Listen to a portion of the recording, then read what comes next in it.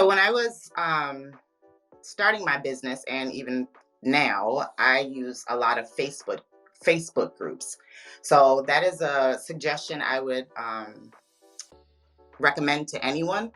Facebook groups, when you go into them, if you read the rules, some of them have the opportunity for small businesses to post job ops, hashtag job ops. And a lot of that for virtual assistants or anything remote, you will find a ton of opportunities. Sometimes you have to cipher through them, but it is definitely a great place to start. The next place I would say would be Upwork. Upwork is very useful for a lot of people. Gives me a little frustration, but a lot of people get a lot of gigs from Upwork, and it's a great beginning place as well. Sometimes the prices may be lower than what you would prefer, but you have to start somewhere, right? So even some of the lower priced ones is a great opportunity to still put yourself out there and have a reference from one of those particular clients. Another place would be Flex Jobs. That's pretty cool too. I did find a couple of gigs on that. Just create your profile and just make sure you have your trigger words. And my last one I have for right now would be LinkedIn. LinkedIn is, to me, one of the better platforms because it's, business based, and the job opportunities right there. You would be able to know what they're looking for, what their price point is, and if you're able to adjust the price with whomever you may interview with. I thought those were really good suggestions. I think there are opportunities everywhere. And I think what we need to do when we feel like, okay, I really need a client and I can't find a client, I'm gonna go through some step processes because I know a lot of people like step by steps. Um, the first thing I would do is contact everybody that you're already friends with and say, hey, I am a virtual assistant and I can do everything that assistant that is in your physical space can do. I do social media. I'm going to help elevate businesses. Do you feel like this is something I can assist you with, or do you know of anyone who may be able to use my services? Explain it in a way that they would understand it. A lot of times, especially with us being in our virtual assistant space, we all know what a virtual assistant is. We all know what, the initials VA is. We all know what we do. But if you're talking to someone who has a brick and mortar business and maybe they're not that technologically inclined, they're actually a better fit for you in most cases because they do need you, but you have to talk where they're at. Um, you have to explain it in a way that they're going to understand it. And I'll be honest, sometimes I know for me, I have to explain it several different ways, several different times for them to kind of get it. So one of the basic ways I like to say is it's just like having your own personal assistant, but I do everything remotely. So you can say, hey, if you need me to go through your calendar and make sure that's organized, do you need me to make sure, go through your emails because it's overwhelming? Do you need me to contact some calls? If you're a general VA, those are some of the simple things that you can just explain to them. So, be like, I'm just your little right hand person, and I'm here to do that. So, that's one way. And then you ask to share for them to share it with the people they know, or at least try to find two other people that they know. People do really well with specifics too. Um, that's something that I've just, you know, learned over time. You have to ask people specifically what you want from them, and you usually have a greater turnout of them doing it. So that would I would say would be your first thing. When you're just looking for a client, you're like, "Oh, I need a client." The reason for that is the people that you're talking to and that's on your list, they already know you, they already trust you. So when they even talk to someone that you don't know, they know that person that knows you and they trust that person. So that already gives you credibility. So it's more likely that someone like that would book with you than just, perhaps if you happen to find a client in these internet streets. I'm not saying it can't happen, because it can and it does. Um, but yeah, don't forget the people that are just around you. So that would be the first thing that I would do. Um, the second thing that I might would go do is I do think Facebook groups are great. I would say if this is the case, try to think about who you want to work with, because there is a Facebook group for everything. So if you think you want to work with real estate agents, there's literally so many different real estate agent Facebook groups. But it's a great way to go into it because they're all talking about real estate and they're all talking about the house they sold and the next house they're going to flip. And sometimes you will hear them just kind of like have conversations about, yeah, I really need to get out there, but I don't have any time. Then that's when you swoop in and you say, hey, I am a virtual assistant that specializes working with real estate agents, and I would love to help you get more visibility with your business by posting your social media or by doing your YouTube channel for you. And then you just say, my regular rates start at blah, blah, blah, start at. But I would love to schedule like a coffee meeting or a virtual tea meeting, whatever you want to call it, so we can kind of, get to see if this would be a great fit. There you go. Also, I would suggest make sure when you do little warm leads like that, that you are writing it down.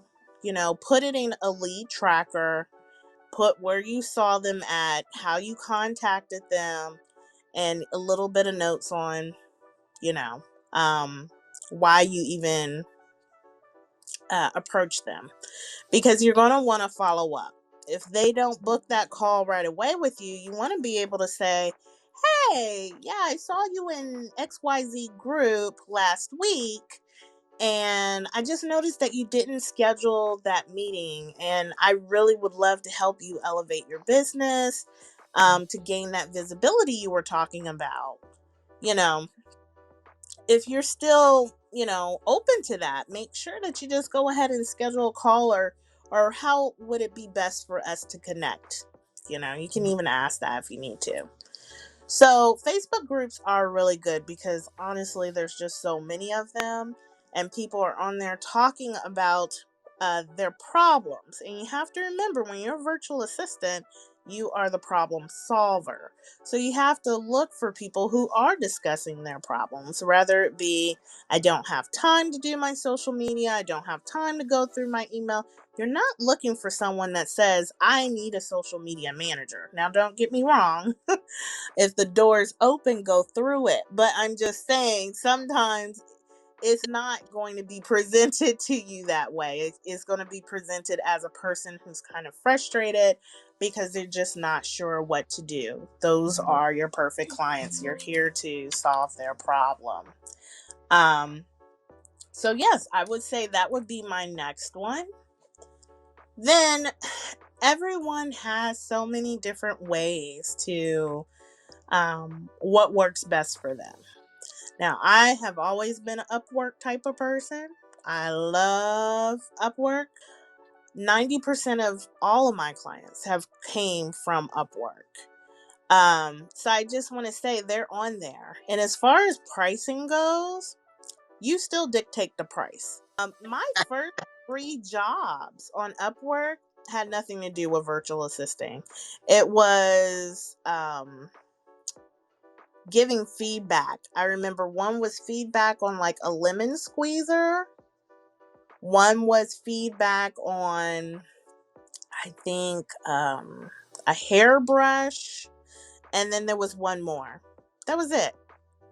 I think each job may have been like $10 to $15, but it literally obviously just took maybe 5 minutes of my time. And you're like, okay, well, what does that have to do with anything? Well, those people leave you reviews and they leave you stars. And when it comes to platforms like Upwork, and I would even imagine Fiverr, people are looking at that. They're looking at the job success rate and satisfaction.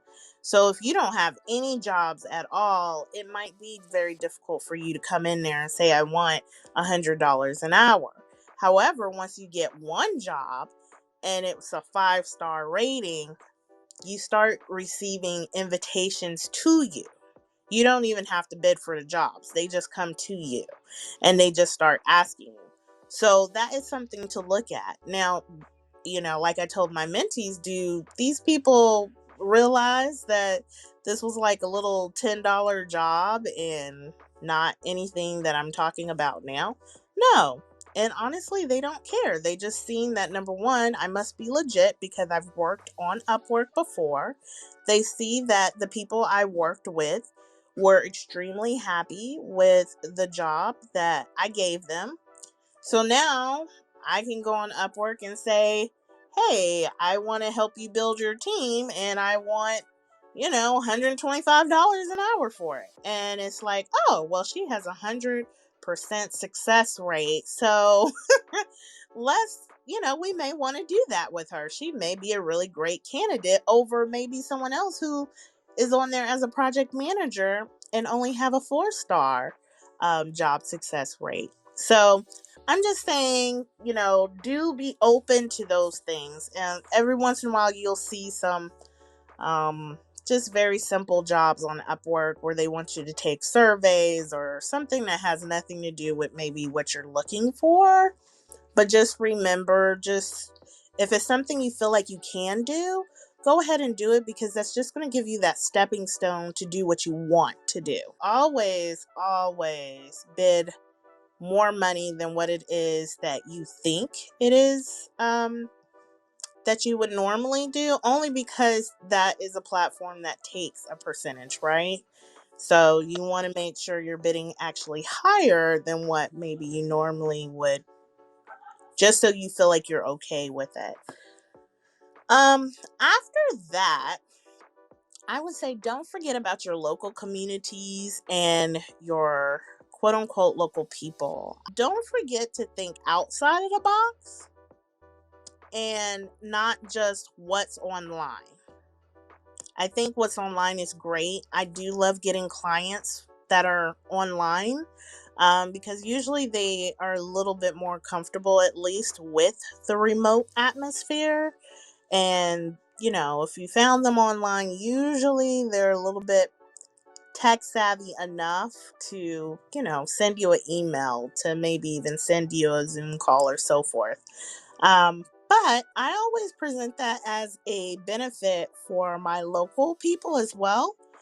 I always tell them, yes, I am a remote person being a virtual assistant. However, because you are local, I am, one of the benefits of having someone local is I can run up the street if I need to and clarify things if I need to. You can see my face, like we can really meet up. And sometimes that helps too because that's the trust factor.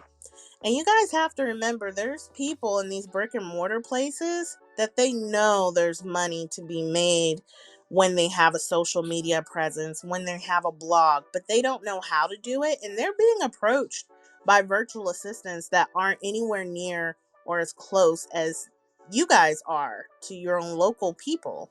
So it makes them a little bit more comforting, just to know, hey, this person is, 10 minutes away, or this person is in reach. I could call them, and if I wanted to set up a coffee meeting, I could.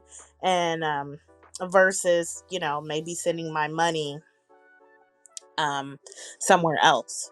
So keep those things in mind when you're looking for clients.